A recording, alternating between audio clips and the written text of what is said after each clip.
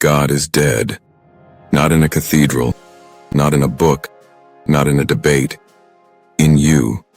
In the quiet moment when you realized no one is coming to save you.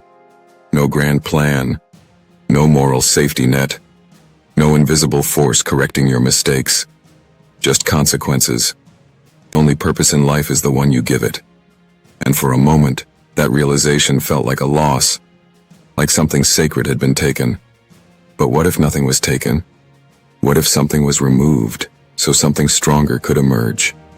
When God dies, something else appears. Not chaos, not meaninglessness. Responsibility. Total responsibility. No excuses hidden behind belief. No forgiveness guaranteed by ritual. No redemption promised by words. Only action. Only consequence. Only what you build. This is where most people retreat.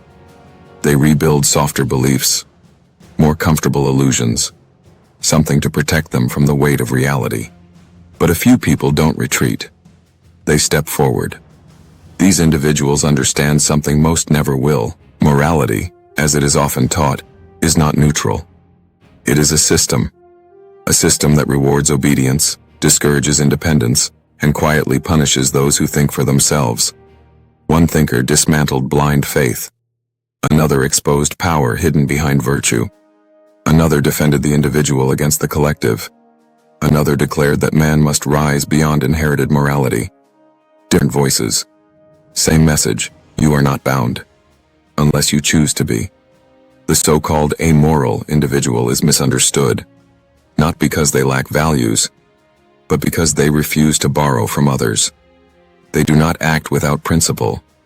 They act without illusion. They don't ask, what is good? They ask, what is true? What works? What leads to consequence? They don't wait for approval. They don't require validation. They don't perform morality. They build. They decide. They accept the cost of both.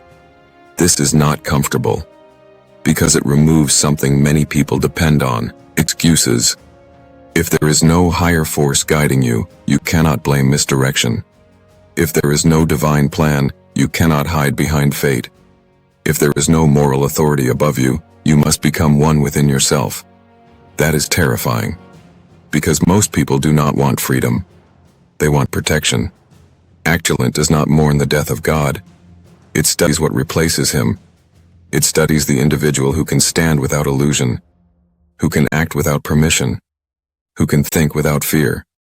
Not reckless, not chaotic, but deliberate, controlled, self-authored. The individual who does not collapse without belief, but becomes more precise because of its absence. God is dead. The question is not whether that's true. The question is, what are you without him and the illusions you hold?